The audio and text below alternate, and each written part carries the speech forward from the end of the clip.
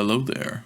Welcome to another exciting episode of Nick talking about MIDI controllers. Today I'm going to show you how I built this beautiful enclosure for my recent Arduino-based MIDI piano pedal controller project. And if you haven't seen that video, I suggest you watch it first as it explains the technical aspects of this, and today we're talking about box construction.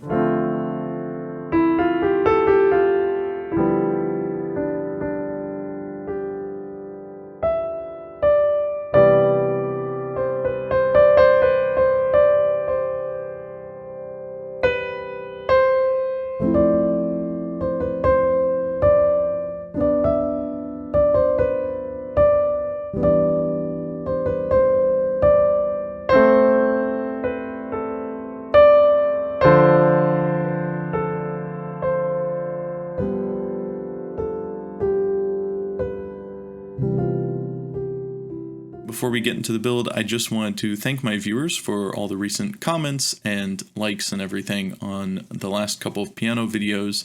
I've mostly been doing guitar content and will continue to make videos about guitar pedals and whatnot, but as a piano technician and someone who enjoys the piano and has been playing around with these MIDI controllers, I'm glad I'm able to branch out and people still like that.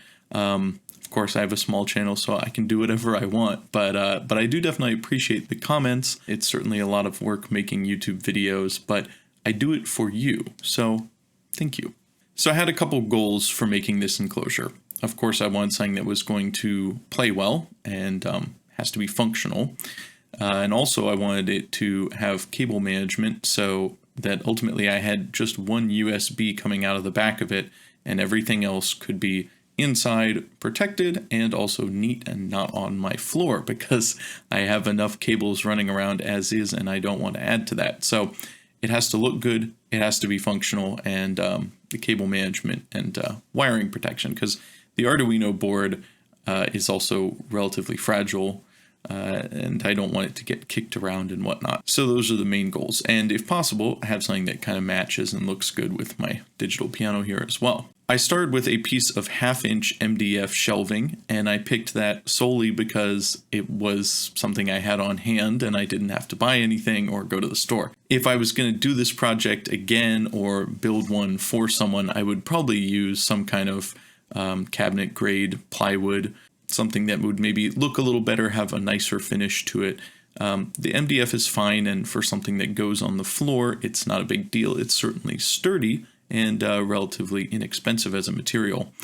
It's not bad to work with either, but it's not great for fine woodworking. The finish of it is a little bit rough even after sanding it. The durability is overall good, but probably solid wood or plywood would be even better. The other main struggle I had was that I hand cut the pieces just for convenience and not having a table saw set up and handy to cut everything. But again, if I was going to do it again, I would probably take the time to just set up a table saw and do it that way, because the hand cut pieces were a bit rough to fit together, and I ended up using wood filler and sanding that, and it just didn't come out looking quite as nice as I wanted, and it ended up being a lot of extra work. So I will show you some progress photos and you'll see that for yourself. Measure accurately, cut the pieces right the first way, and don't try to just work with it, fix it in the mix, as we like to say. It's not really good practice for woodworking. Thankfully, I was able to get it looking pretty good, and it's certainly solid, so I'm not worried about things coming unglued. I also had a problem when I first completed the enclosure. The 1/2-inch MDF shelving material on the bottom was putting the pedals up just a 1/2 inch, but it was enough that it put my foot at an angle that was a little more uncomfortable to play than I would like, and I did test this out by sticking another scrap piece of the same material under my heels, and that felt much better. So I thought, well, that bothers me enough that I'm gonna just take off the bottom and do it again. Unfortunately, it was tightly glued with wood glue, so that was not easy to do. The other issue with not being able to remove the bottom was wiring in the Arduino and fitting the pedals in there. It was a real pain, and if I wanted to service anything, repair it, change it, it was going to be kind of a nightmare, and I couldn't really easily mount the Arduino, so I ended up using some Velcro, which I didn't like. It was just, it didn't feel solid enough, and I already put enough time into making the enclosure that I didn't want to just kind of half-ass it at the end and let these things sit around and bother me. Plus, I was going to shoot this video, and I don't want to show you something that is not great. So what I ended up doing was cutting off the bottom and putting a piece of 1/8" masonite, which is very thin. It's not going to affect the angle of the pedals. And I put in screws this time so I can easily remove it. And before I went to shoot some video for this, I realized that my soft pedal was not working. Some of the wires had gotten kind of too bent up and the connection had gone bad. So I did end up needing to take the whole thing apart and resolder the jack for that. So I'm glad I put the screws in, and hopefully I won't need to take it apart anytime soon, but I can. I was also able to screw in the Arduino this time because I could actually get tools in there, meaning the connection is a lot more secure, and it made just wiring a lot neater and easier. So I'm going to pull up a slideshow here and talk through some of the work in progress shots. So this is just the original bottom MDF piece after I had cut out the main pieces, and you can kind of see the pencil marks for where the pedals are going to be. I did stick them on there and trace them so I knew they were going to fit. However, in the end, I ended up putting a piece of MDF on the back, which ended up making this piece too short. I used the full width of this MDF anyways, so there wasn't any way I could have fixed the fact that it was not flush in the original build. But that was another little thing that bothered me, just aesthetically. These are two of the MDF sides. I just put them together. They're not glued. I just clamped them together so that I could plane them a bit by hand, because as I was doing all the cuts by hand, these were just kind of rough and uneven. So I had to do a lot of planing like this to try to get them to fit better together and not be different sizes. So the back panel here was just a happy accident, as Bob Ross would say. I cut down the sides and happened to have these two scrap pieces, which were just about the perfect size to stick in the back, and I still have a little gap for the USB cable, and gives a little more strength and looks a little more finished than not having a back panel would. If I didn't have this also, I would imagine some of the cables would have the tendency to just sort of fall out the back. So I'm glad this was not exactly planned, but it did make the project look nicer. Here it is before the gluing. You can see there is a slight overhang on the right edge that I don't love, and I did try to fix this and ended up making it kind of worse later. But yes, there was a slight angle to the board because of the hand cutting, but that's okay. Here it is all glued up, and again, you can see the joints are not great. There's a little bit of sunlight peeking through because the pieces are not perfectly flat and fitting together well. Here's another shot of the inside. You can see my not great joinery in this case, and this was after quite a bit of trying to flatten those out and plane them down. So at least there's enough good contact for the glue, but not exactly the most beautiful cabinet making here. Here's another shot of the back. You can see the less than stellar joinery, but I did go back with some wood filler and sort of spackle over all those and then resand them down so that it doesn't look quite so bad in the finished build, especially with paint. In this shot, you can see I had this slight overhang on the right that I tried to flush cut with a handsaw, and the saw sort of ended up making its own little curving way into the top, and I didn't catch it right away like I should have and stopped. So I sort of chiseled part of that off and just went over it with some sandpaper and tried to make it look a little less ugly, but you can still see it in the finished build, and it's just a little extra character. Thankfully, this is just a project for myself. I'm not too worried about being perfect. This is after the first coat of spray paint. You can see that little indentation on the right, but in order to help smooth that out some and to make everything look better, I did go around with a router bit and just routed off the top bit of the whole top panel as well as the front edge of the bottom panel, which ends up going away later anyways. But it's still, you can see that indentation, but at least it's sort of smoothed out and doesn't look quite so bad anymore. Here is more spray paint. Here is the finished first edition after painting. Here's a few clips of the completed project in its first iteration, and you can see the pedals hang off the front just a little bit, which was not a big deal, but the main problem I had was the width of the bottom, making it uncomfortable to play, and as functionality is important for this project, that was kind of a deal breaker.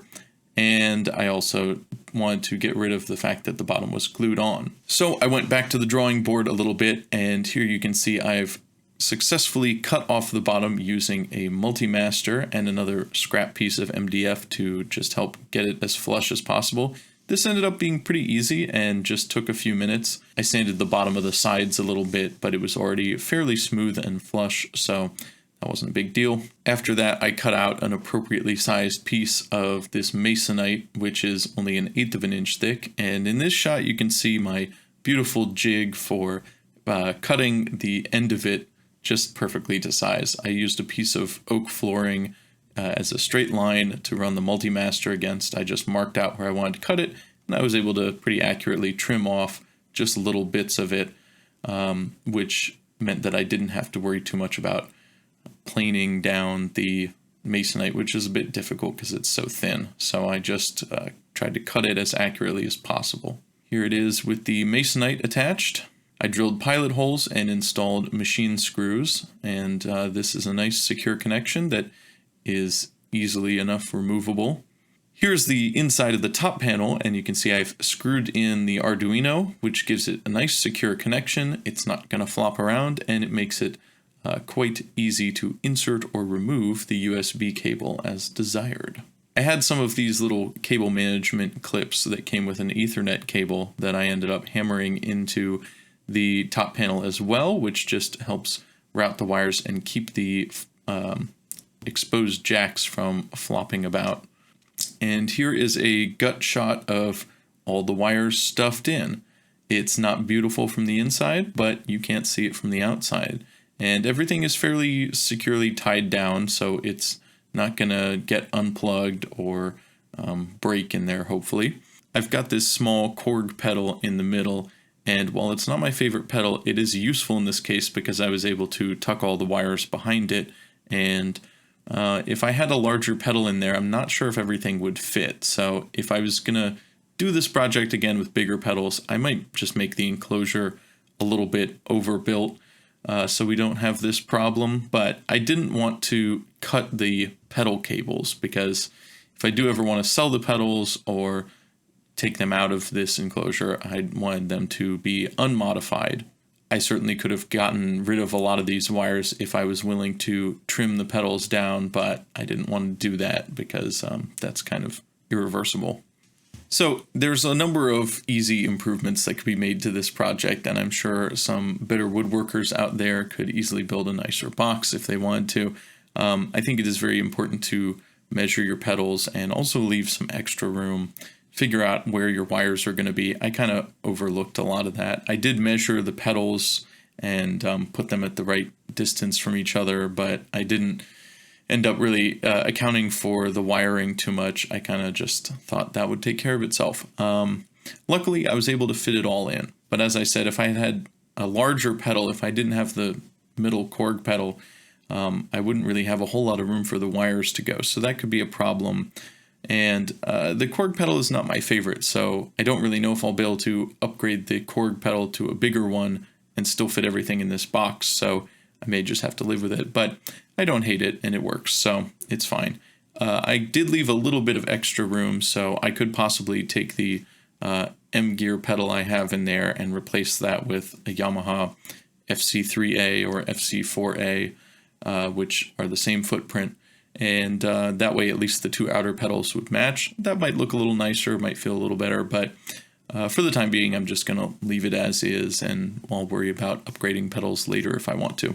Overall though, I think the project came out quite well, and it's a big improvement over just having the pedals laying there on the floor with cables everywhere. And as you could see from my last video about this project, I just had originally put everything to this little cigar box enclosure, which was serviceable, but just didn't really have a great look. So this definitely looks a lot better. It feels better. It matches the piano much nicer, and everything is able to be securely attached. The other little issue with the cork pedal is that it's very lightweight plastic and it has the tendency to slide or rotate. So I hot glued that to the masonite bottom, which keeps it nicely locked in place, and that's definitely a big improvement. The other two are heavy enough that they don't really need to be glued in place or strapped down with anything. They stay put just fine, but definitely if you have one of those little plastic cork pedals, I would recommend trying to glue or Velcro it onto your surface, because otherwise they do tend to slip and slide around on you. Another thing I thought might be fun would be to look at how the analog pedals function on different sounds in Pianoteq. So as is, I have it set up as a damper pedal, of course, and I've thought about maybe having multiple analog pedals, which could be cool for some things. So I just thought I'd test out and demonstrate what it would sound like to have an analog pedal on some of the other functions. So here's the damper.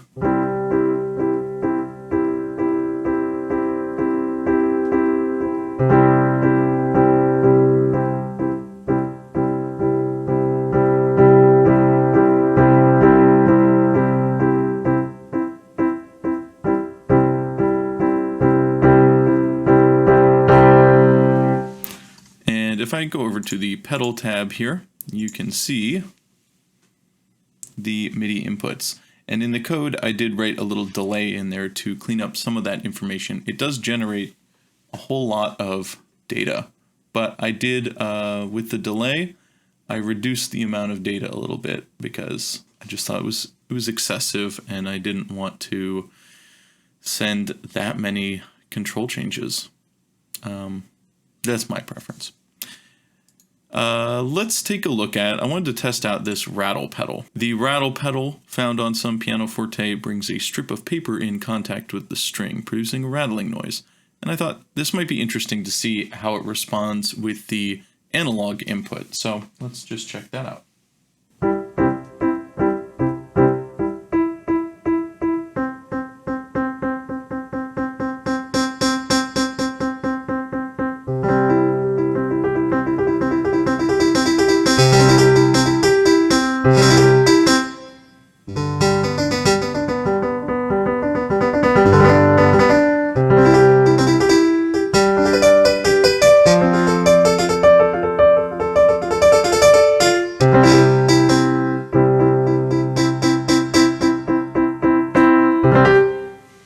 So that's pretty cool. I like that.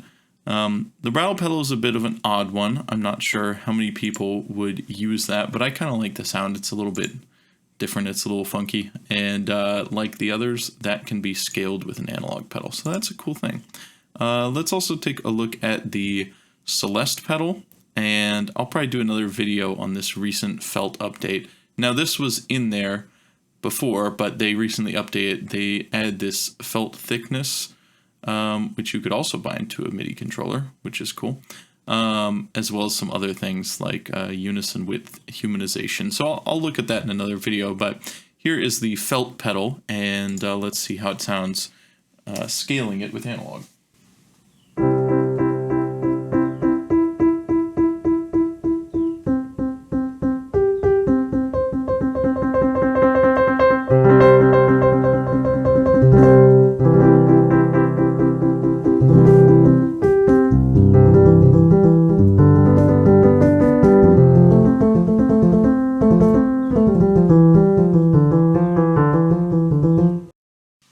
Actually set this to the maximum thickness just so you can really hear the contrast clearly.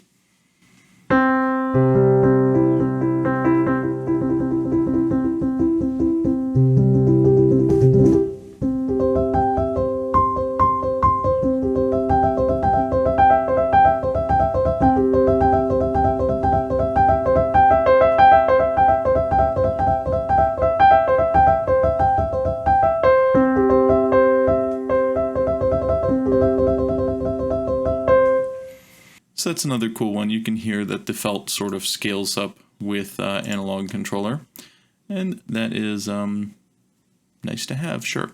What about the soft pedal? That's the other one I would possibly use In this case, at least visually, it seems like it is just shifting the keyboard at a certain point. And so this doesn't really need any sort of analog scaling. So would I get an analog soft pedal? No. Not unless you want to use it for some of these other things. What about the pinch harmonic pedal? That's another pedal that I don't really know a whole lot of use for it, but it's kind of cool, and it might sound cool with an analog pedal.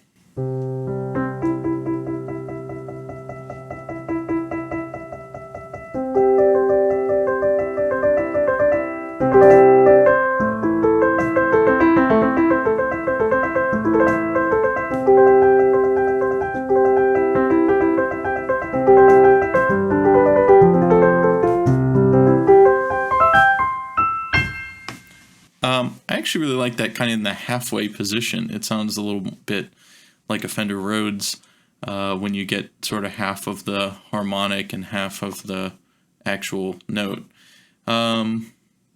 Interesting. So I kind of like that. Now, could I simply set a pedal to do that? Yes, and I'll show you how. All these pedals, even if you only have one pedal or you don't, I only have 3 here, or if you just wanted to set one and just kind of set and forget, you're not going to change it while you're playing, you can do that. And you can also just drag them down. So let's see here.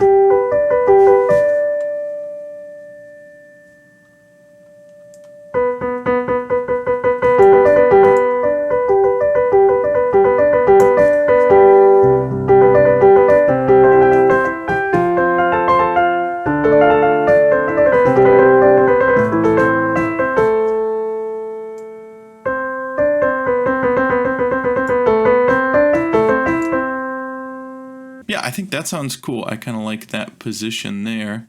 And then we can go back to having a regular sustain pedal here. And we can even see how it sounds also with our Celeste on. This is another thing they added, reverse it so that it's on all the time, and you can turn it off temporarily when you press the pedal. It looks normal, but it's felt on by default.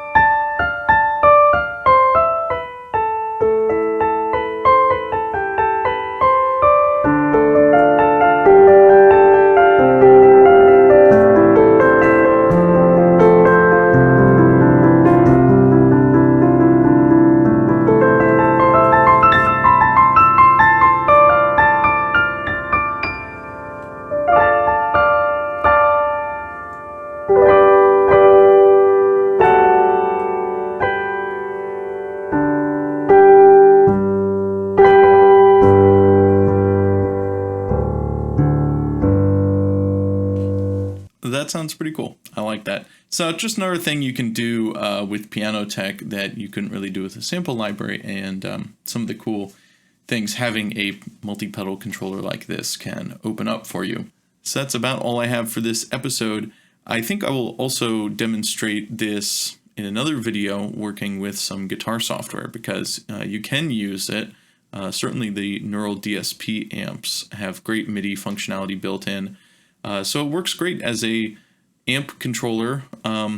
It's maybe not ideal, and I think I will actually build a purpose-built amp sim pedal board, a MIDI controller that I can turn on and off effects and use it more like a standard analog pedal board. That is a project I have planned coming up. This build does work, however, as a MIDI controller for amp sims. I have basically 2 buttons I can turn on and off effects, or whatever you want with them, and then 1 analog, which can be an expression pedal.